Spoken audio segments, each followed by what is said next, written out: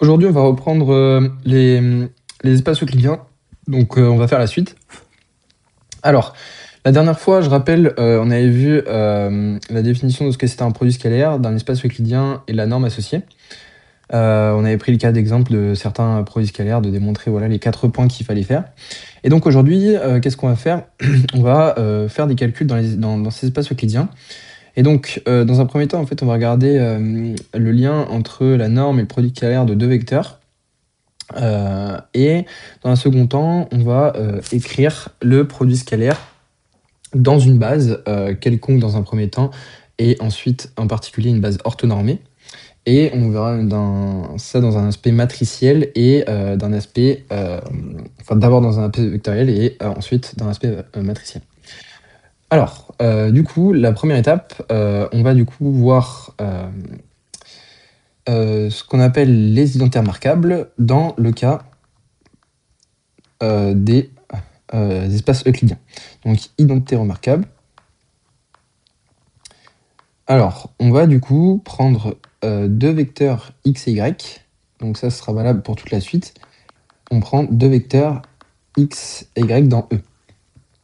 Et on va calculer la norme de la somme de ces deux vecteurs au carré. Et donc par la norme associée au produit scalaire, ça nous fait juste le produit scalaire de x plus y avec lui-même, sans la racine carrée, étant donné qu'on calcule la norme au carré.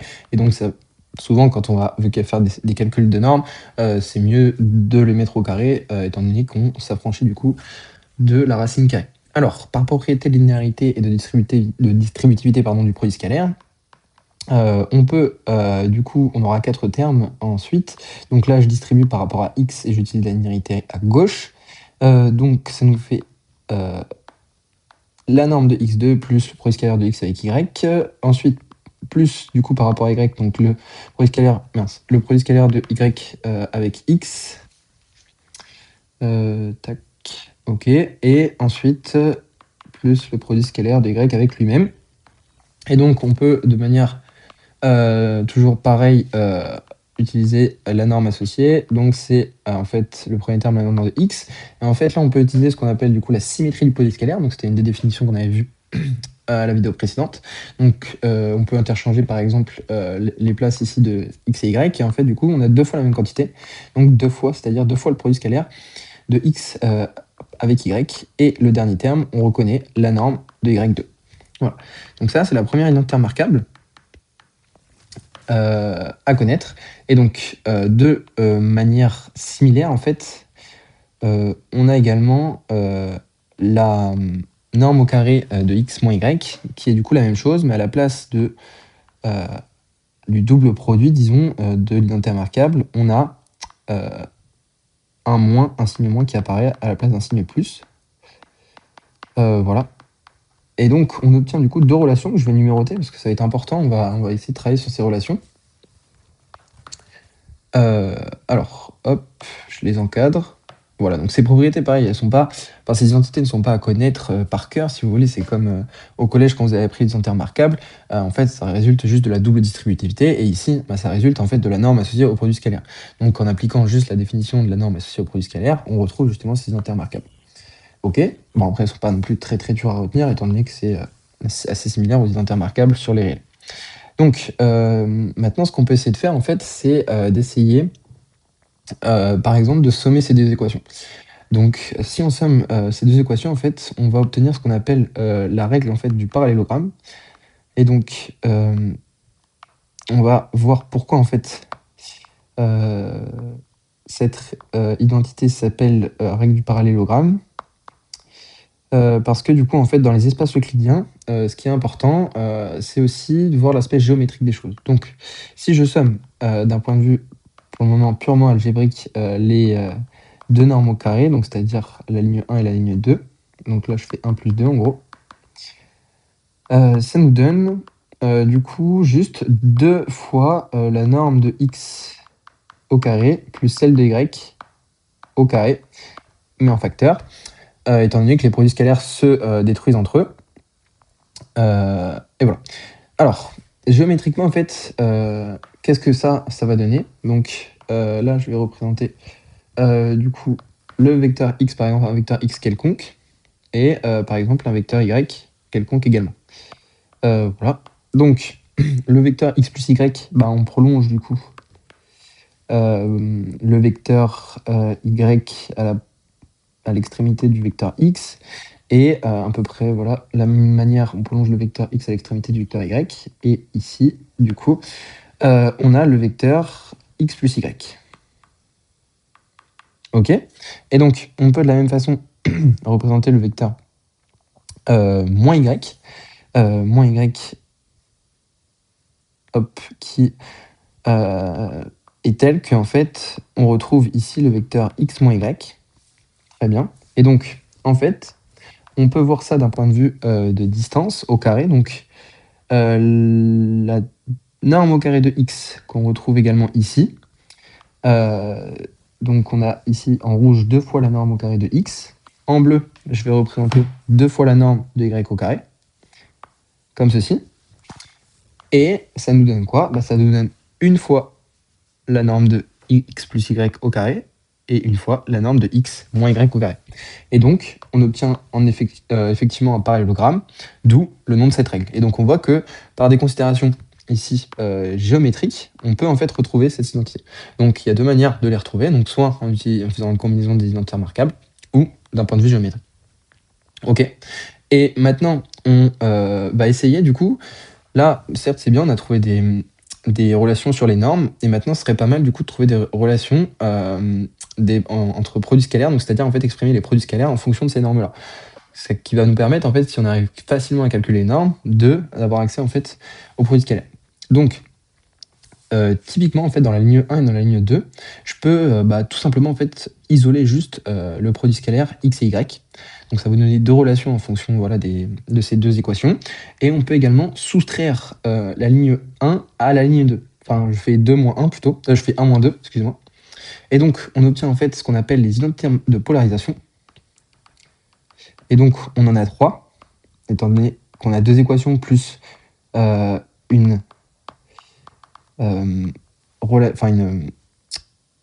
relation entre ces deux équations, donc identité de polarisation, ok. Alors, le vecteur xy, le produit scalaire, pardon, xy, va nous donner du coup trois expressions différentes. Donc la première, on a du coup, en isolant par exemple le produit scalaire de xy dans la ligne 1, on a 1 demi de la norme de x au carré plus la norme de y au carré moins la norme de x plus y au carré. Ok. Alors, ça, c'est la première relation. Alors, attendez, oui, j'ai fait une petite erreur. Oui, c'est un plus. Alors, j'ai inversé les signes. Donc, ça fait la norme de x plus y au carré moins la norme de x au carré moins la norme de y au carré. Excusez-moi. Hop.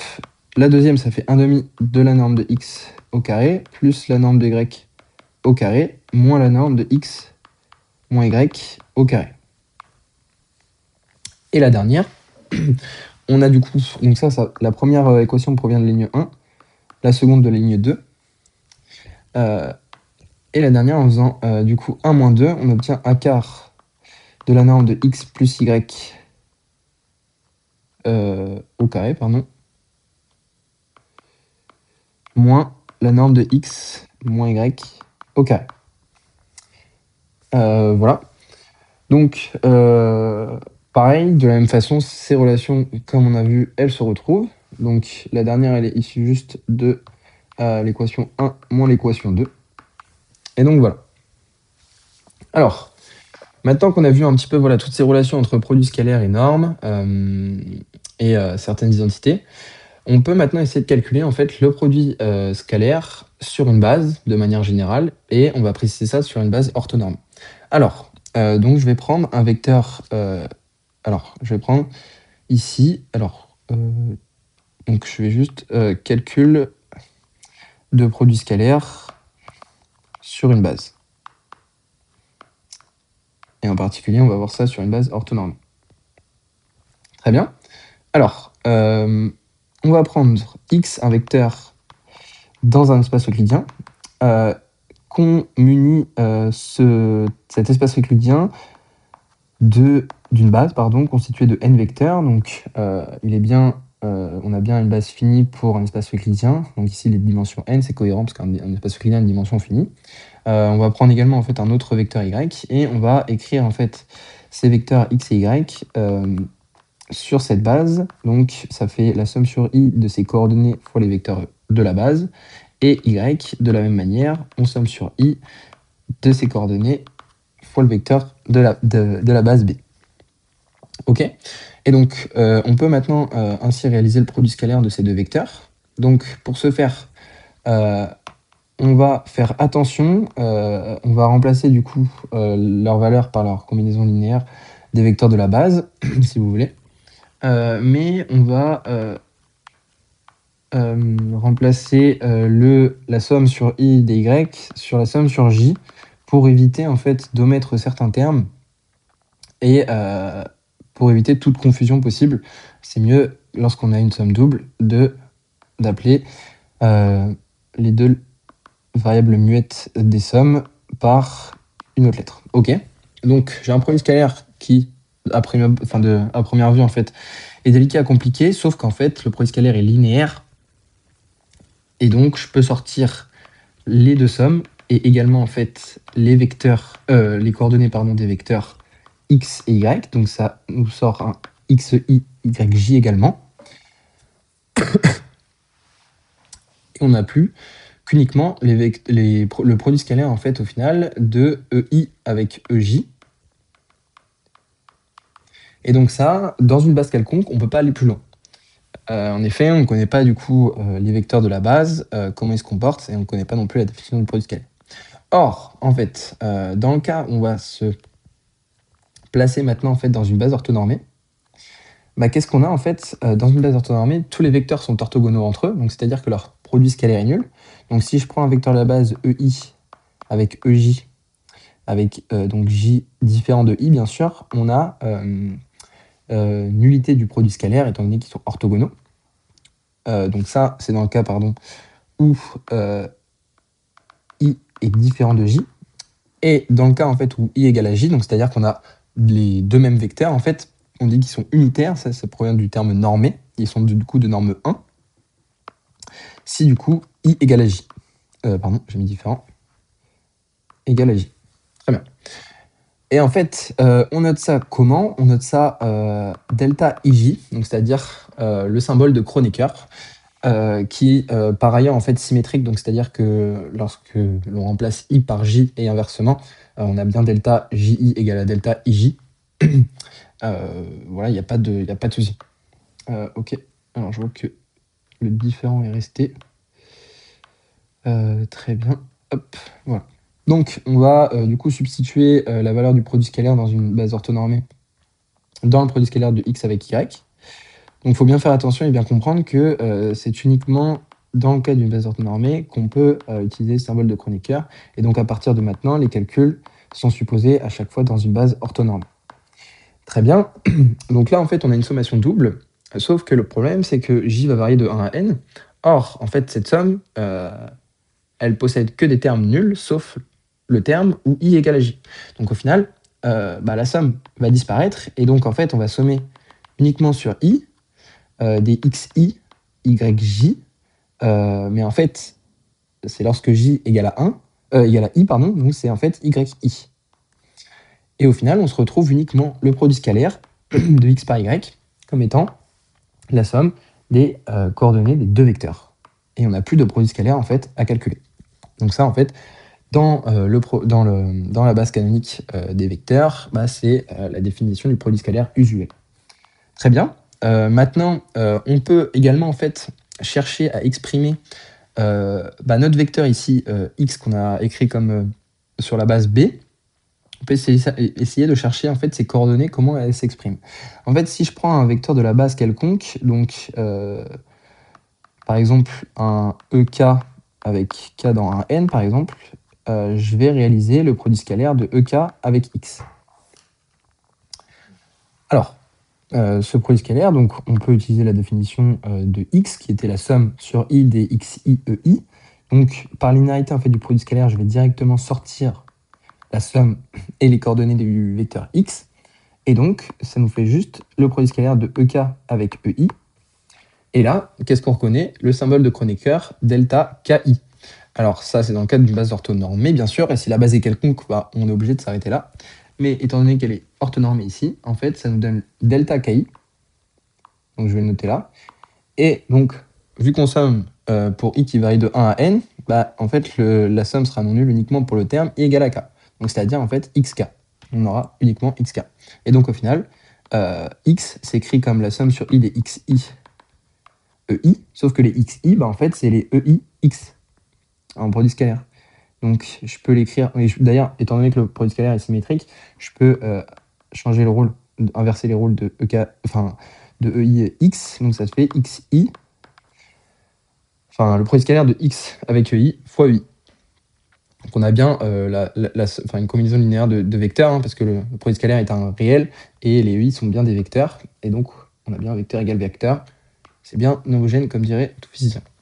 Ok, très bien. Alors maintenant, il nous reste à voir ce qui se passe un peu d'un point de vue matriciel. Donc on va considérer toujours la même base, et en fait au lieu d'écrire les vecteurs x comme combinaison linéaire de ces coordonnées fois les vecteurs de la base, en fait on va prendre deux vecteurs colonnes x et y, donc c'est-à-dire en fait deux matrices colonnes